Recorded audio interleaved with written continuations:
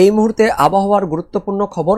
বঙ্গোপসাগরে তৈরি হবে অতি গভীর নিম্নচাপ, যা শক্তি বাড়িয়ে ধেয়ে আসবে পশ্চিমবঙ্গ সহ বাংলাদেশে, যার ফলে মে মাসের শেষে ভারী থেকে অতি ভারী বৃষ্টিপাত থাকবে পশ্চিমবঙ্গ সহ বাংলাদেশে।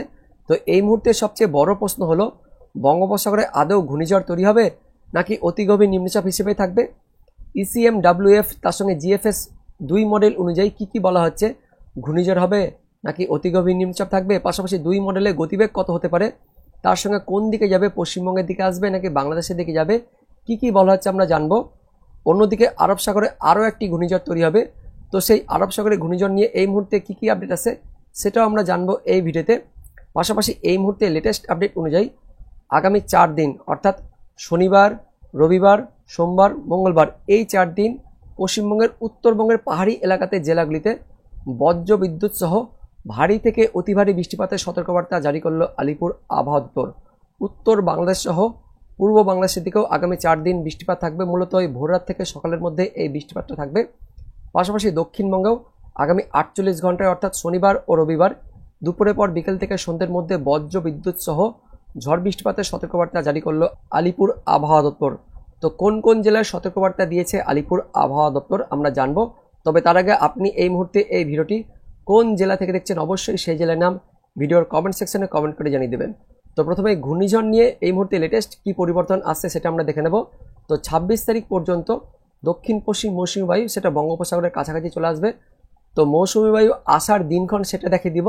26শে মে নাগাদ দক্ষিণ পশ্চিম মৌসুমী বায়ু ঠিক দক্ষিণ পূর্ব বঙ্গোপসাগরের মধ্যভাগে অবস্থান করবে, অর্থাৎ এখানে অবস্থান করবে এবং ঠিক সেই সময়ে বঙ্গোপসাগরে তৈরি হবে একটি ঘূর্ণাবর্ত। তো 26শে মে নাগাদ মধ্য বঙ্গোপসাগরে দেখতে পাচ্ছেন একটা ঘূর্ণাবর্ত আস্তে আস্তে ঘনীভূত হচ্ছে এবং 27 তারিখের দিকে এটি আস্তে আস্তে শক্তি বাড়াবে। শক্তি বাড়ার পর এটা আস্তে আস্তে নিম্নচাপে পরিণত হবে। দেখতে পাচ্ছেন 27 তারিখ সকালের দিকেই এটি নিম্নচাপে পরিণত হয়ে যাচ্ছে। এল মানে হচ্ছে লো প্রেসার। তো 27শে মে নাগাদ সুস্পষ্ট নিম্নচাপ হয়ে যাচ্ছে এবং 27 তারিখে সেটি আরও কিন্তু শক্তি বাড়াবে। নিম্নচাপ থেকে অতি গভীর নিম্নচাপ হয়ে যাবে, 60 কিলোমিটারের কাছাকাছি চলে আসবে, অর্থাৎ অতি গভীর নিম্নচাপ থাকবে। এবং তারপর 28 তারিখ নাগাদ এটি অতি গভীর নিম্নচাপ থেকে ঘূর্ণিঝড় হওয়ার ঠিক জাস্ট 1 কিলোমিটার নিচুতে থাকবে। তো ঘূর্ণিঝড় হওয়ার জন্য যেটা কিলোমিটার লাগে 63 কিলোমিটার, কিন্তু আমরা দেখতে পাচ্ছি 28 তারিখে এই ঘূর্ণাবর্তটি 62 কিলোমিটার হয়ে সেটা কিন্তু আর এগাচ্ছে না, অর্থাৎ ঘূর্ণিঝড়ে কিন্তু পরিণত হতে পারছে না। ECMWF মডেল অনুযায়ী আমরা দেখতে পাচ্ছি 62-র মধ্যেই এটা সীমাবদ্ধ থাকছে। তারপর সেটি আর 28 তারিখের পর থেকে আস্তে আস্তে তার বেগটা কমে যাবে এবং সেটা আস্তে আস্তে পশ্চিমবঙ্গের দিকে প্রবেশ করছে, পশ্চিমবঙ্গের দক্ষিণবঙ্গের দিকে যাচ্ছে এবং সেটা কলকাতার ওপর দিয়েই দক্ষিণবঙ্গে প্রবেশ করে যাচ্ছে। ফলে পশ্চিমবঙ্গ সহ বাংলাদেশে এদিকে 27 তারিখের পর থেকে বৃষ্টিপাত থাকছে। 28 তারিখ থেকে ভারী বৃষ্টিপাত থাকছে মায়ানমার থেকে শুরু করে বাংলাদেশ থেকে শুরু করে। 28 তারিখ থেকে ভারী বৃষ্টিপাত থাকছে পশ্চিমবঙ্গ সহ বাংলাদেশে এবং 28 তারিখের পর 29 তারিখে আরও ভারী থেকে অতি ভারী বৃষ্টিপাত থাকছে। পাশাপাশি 30 তারিখেও ভারী থেকে অতি ভারী বৃষ্টিপাত থাকছে, এমনটা কিন্তু আপডেট আছে এবং সেটা একদমই আমাদের পশ্চিমবঙ্গের দক্ষিণবঙ্গে প্রবেশ করছে, পুরো বর্ডার এরিয়ার উপর দিয়ে যাচ্ছে ECMWF মডেল অনুযায়ী, যেটা আমরা দেখতে পাচ্ছি। এবার আমরা দেখে নেব GFS মডেল অনুযায়ী কি বলা হচ্ছে।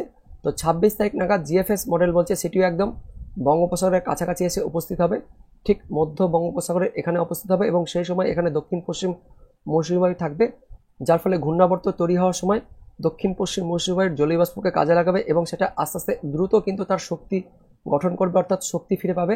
এবং 27 তারিখের মধ্যেই সেটি একদমই দেখতে পাচ্ছেন সরাসরি প্রথমে নিম্নচাপ, তারপর অতি গভীর নিম্নচাপ এবং সেখান থেকে আস্তে আস্তে সেটা ঘূর্ণিঝড়ে কিন্তু রূপ নিয়ে নিচ্ছে। 63 কিলোমিটার হয়ে যাচ্ছে 27 তারিখের দিকে, তার গতিবেগটা 63 কিলোমিটার অ্যাচিভ করে যাচ্ছে, নর্মাল গতিবেগ, স্ট্যাটিক গতিবেগ এবং সর্বোচ্চ গতিবেগ সেটা হয়ে যাবে 75-80, কিন্তু এরকম চলে আসছে 75 থেকে 80-র মধ্যে হয়ে যাচ্ছে, অর্থাৎ 79-80 এরকম চলে আসছে।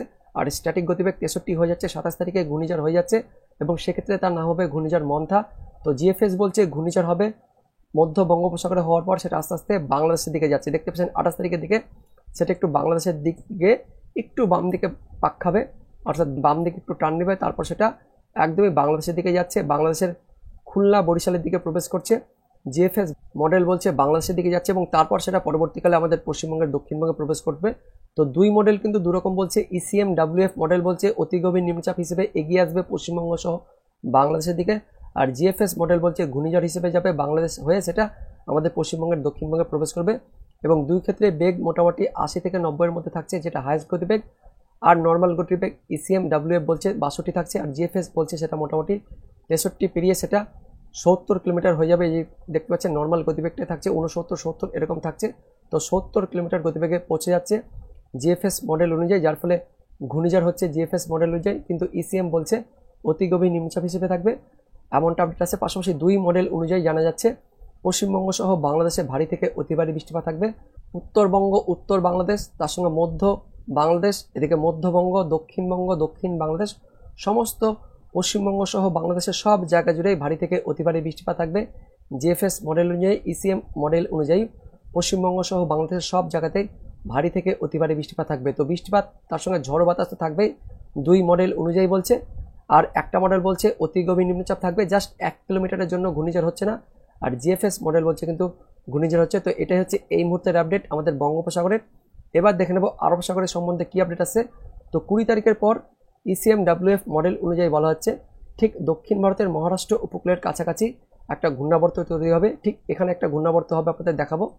এখানে কিন্তু ঘূর্ণাবর্ত হবে, আর এই ঘূর্ণাবর্তটি আস্তে আস্তে যত সময় করবে তত এটা আস্তে আস্তে ঘনীভূত হবে, তারপর শক্তি সঞ্চয় করবে। শক্তি সঞ্চয় করার পর সেটা আস্তে আস্তে 24 তারিখ নাগাদ সেটি অতি গভীর নিম্নচাপ হচ্ছে, এবং অতি গভীর নিম্নচাপের পর সেটা একদম সরাসরি ঘূর্ণিঝড়ে পরিণত হয়ে যাচ্ছে। যেটা ঘূর্ণিঝড় হওয়ার যেটা নর্মাল গতিবেগ 63 তার উপরে থাকছে।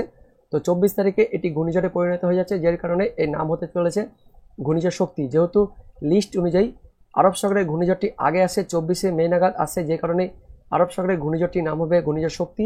আর বঙ্গোপসাগরে যদি ঘূর্ণিঝড় হয় সেক্ষেত্রে তার লিস্টের 2য় নম্বর যে নামটা রয়েছে মন্থা, সেই নামটা হবে বঙ্গোপসাগরের নাম।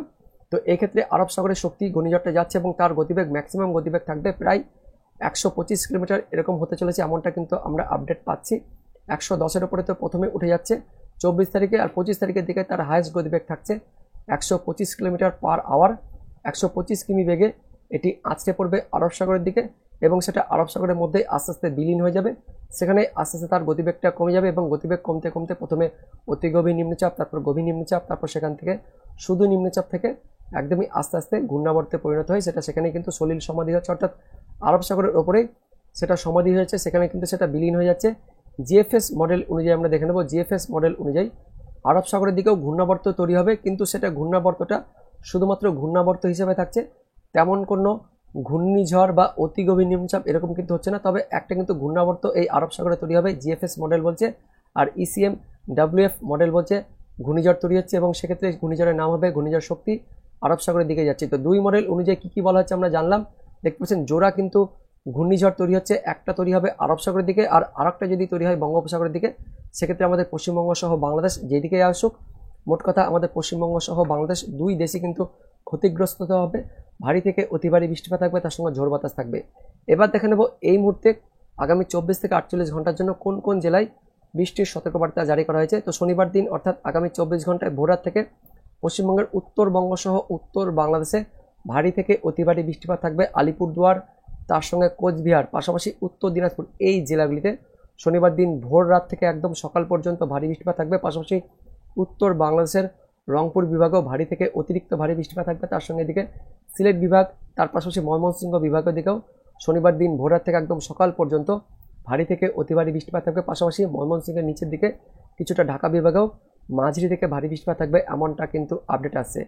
এবং আগামী 24 ঘন্টায় শনিবার দিন দুপুর থেকে বিকেল সন্ধ্যের মধ্যে পশ্চিমবঙ্গের দক্ষিণবঙ্গের মধ্যবঙ্গের জেলাগুলিতে বজ্রবিদ্যুৎ সহ ঝড় বৃষ্টিপাতের সতর্কবার্তা জারি করা হয়েছে।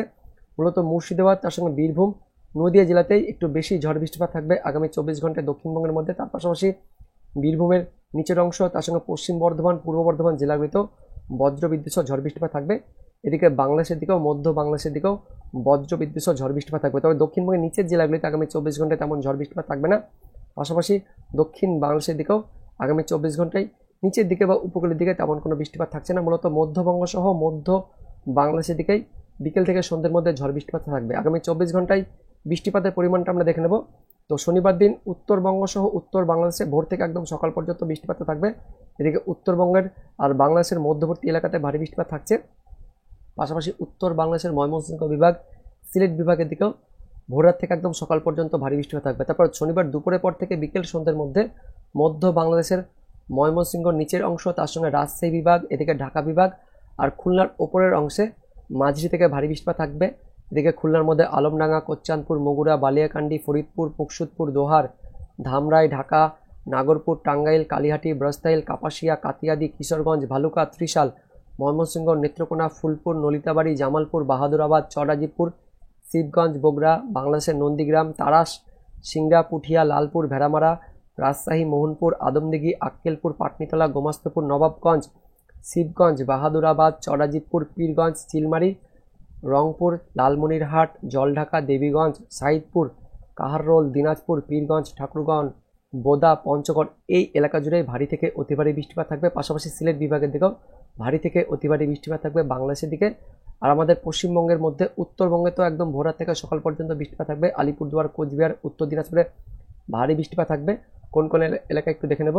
কোচবিহার, দিনহাটা, শীতলকুচি, মাথাভাঙা, বুড়িমারি, হলদিবাড়ি, জলপাইগুড়ি, রাজগঞ্জ, ফাঁসিদেওয়া, বুড়াবুড়িহাট, সোনারপুর, ঠাকুরগঞ্জ, ইসলামপুর, চোপড়া, তার সঙ্গে কিষানগঞ্জ, তরাইল, করণদিঘি, রায়গঞ্জ, কালিয়াগঞ্জ, গঙ্গারামপুর, কুমারগঞ্জ, পতিরাম, বালুরঘাট, দক্ষিণ দিনাজপুর, উত্তর দিনাজপুর, তার সঙ্গে রয়েছে জলপাইগুড়ি, কোচবিহার, আলিপুরদুয়ারে ভারী বৃষ্টিপাত থাকবে। পাশাপাশি দার্জিলিং, কালিম্পং মাঝারি থেকে ভারী বৃষ্টিপাত থাকবে একদম শনিবার ভোররাত থেকে শনিবার দুপুর পর্যন্ত। এবং দুপুরের পর থেকে বিকেল সন্ধ্যের মধ্যে বাকি স্থানগুলিতে অর্থাৎ মালদার কিছু অংশ, তার সঙ্গে দিকে উত্তর দিনাজপুরের নিচের অংশ, দক্ষিণ দিনাজপুরের বজ্রবিদ্যুৎ সহ বৃষ্টিপাত থাকছে। পাশাপাশি মূলত মধ্যবঙ্গের জেলাগুলিতে আগামী 24 ঘন্টায় শনিবার দিন বিকেল থেকে সন্ধ্যের মধ্যে বজ্রবিদ্যুৎ সহ বৃষ্টিপাত থাকবে। দক্ষিণবঙ্গের নিচের জেলাগুলিতে ফাঁকা থাকবে, তেমন কোনো ঝড় বৃষ্টিপাত থাকবে না। ভ্যাবসা গরম কিন্তু থাকবে দক্ষিণবঙ্গের নিচের জেলাগুলিতে।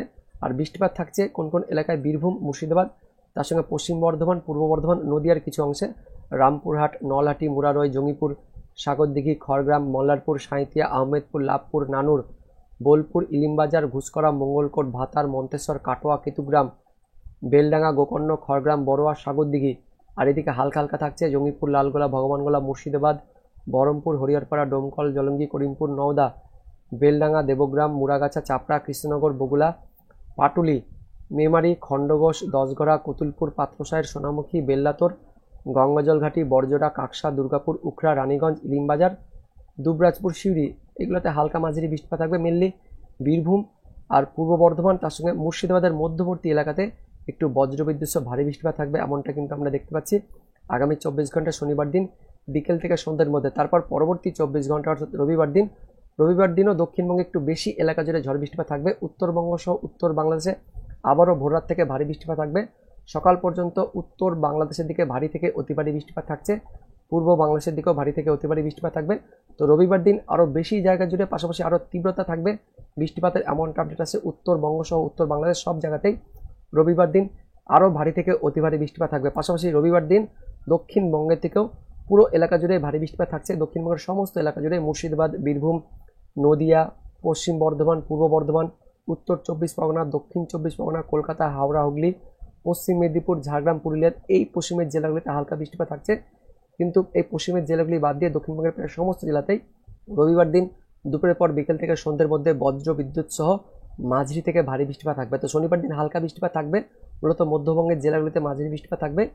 কিন্তু রবিবার দিন সমস্ত জায়গা জুড়ে পশ্চিমবঙ্গ সহ বাংলাদেশ সব জায়গাতেই রবিবার দিন অর্থাৎ 18 তারিখে ভারী বৃষ্টিপাত থাকবে। তারপর সোমবার দিন বৃষ্টিপাত দক্ষিণবঙ্গে একটু থাকবে, হালকা মাঝারি বৃষ্টিপাত থাকবে, কিন্তু তেমন কোনো বেশি থাকবে না। 20 তারিখের পর থেকে বৃষ্টিপাত আস্তে আস্তে কমতে থাকবে। শুধুমাত্র উত্তরবঙ্গ সহ উত্তর বাংলাদেশের দিকে বৃষ্টিপাত থাকবে। তারপর আবারও দক্ষিণবঙ্গে ভারী বৃষ্টিপাত থাকবে 24 তারিখের পর থেকে। 25 তারিখ থেকে একটু আবারও দক্ষিণবঙ্গে আর দক্ষিণ বাংলাদেশে বৃষ্টিপাত থাকবে। তারপর 25 তারিখ, 26 তারিখ প্রত্যেক দিন দক্ষিণবঙ্গ সহ দক্ষিণ বাংলাদেশে বৃষ্টিপাত থাকবে, কারণ সেই সময় ঘূর্ণাবর্ত প্রবেশ করবে। আর 27 তারিখ, 28 তারিখের পর থেকে পশ্চিমবঙ্গ সহ বাংলাদেশে ভারী থেকে অতি ভারী বৃষ্টিপাত থাকবে, কারণ সেই সময় ঘূর্ণিঝড় বা অতি গভীর নিম্নচাপ আমাদের পশ্চিমবঙ্গ সহ বাংলাদেশে প্রবেশ করবে। তো যাই প্রবেশ করুক, মে মাসের শেষের দিকে আমাদের পশ্চিমবঙ্গ সহ বাংলাদেশে ভারী থেকে অতি ভারী বৃষ্টিপাত থাকবে। এবার দেখে নেব আলিপুর আবহাওয়া দপ্তর থেকে আগামী 24 ঘন্টা সহ পরবর্তী দিনগুলিতে কোন কোন জেলার জন্য সতর্কবার্তা জারি করা হয়েছে। তো 17 তারিখ অর্থাৎ শনিবার দিন উত্তরবঙ্গের পার্বত্য এলাকার 5 জেলায় শনিবার ভোররাত থেকে একদম সকাল পর্যন্ত ভারী থেকে অতি ভারী বৃষ্টিপাতের সতর্কবার্তা জারি করেছে আলিপুর আবহাওয়া দপ্তর। দার্জিলিং, কালিম্পং, জলপাইগুড়ি, আলিপুরদুয়ার, কোচবিহার এই 5 জেলা, তার সঙ্গে উত্তর দিনাজপুরের উত্তর অংশ ভারী বৃষ্টিপাত থাকবে বজ্রবিদ্যুৎ সহ। পাশাপাশি দক্ষিণ দিনাজপুর, মালদা জেলাতেও বজ্রবিদ্যুৎ সহ হালকা বৃষ্টিপাতের কথা বলা হয়েছে আলিপুর আবহাওয়া দপ্তর থেকে।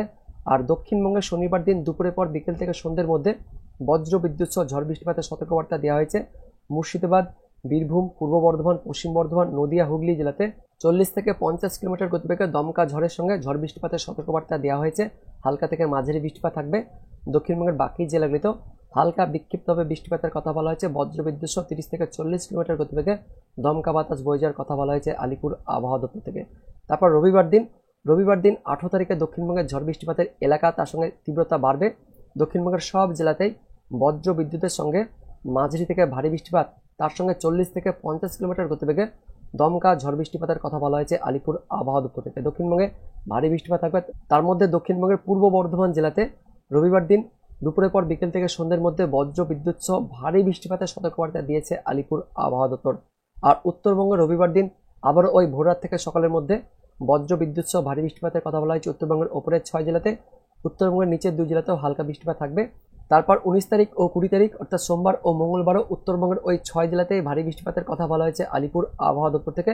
তবে দক্ষিণবঙ্গের সোমবার ও মঙ্গলবার ওই দুপুরের পর বিকেল থেকে সন্ধ্যের মধ্যে বিক্ষিপ্তভাবে হালকা ছিটেফোঁটা বজ্রবিদ্যুৎ সহ বৃষ্টিপাত থাকতে পারে পশ্চিমের জেলাগুলিতে, এমনটা কিন্তু কথা বলা হয়েছে আলিপুর আবহাওয়া দপ্তর থেকে।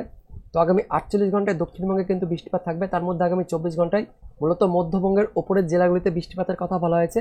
কিন্তু 24 ঘন্টা পর অর্থাৎ রবিবার দিন দক্ষিণবঙ্গ জুড়ে আবারও বজ্র বিদ্যুৎ সহ প্রচণ্ড বেগে ঝড়, তার সঙ্গে ভারী বৃষ্টিপাতের সতর্কবার্তা জারি করা হলো আলিপুর আবহাওয়া দপ্তর থেকে। তো বন্ধুরা, এটাই হলো এই মুহূর্তে লেটেস্ট ওয়েদার আপডেট। দেখা হচ্ছে পরবর্তী লেটেস্ট ওয়েদার আপডেট নিয়ে। ধন্যবাদ।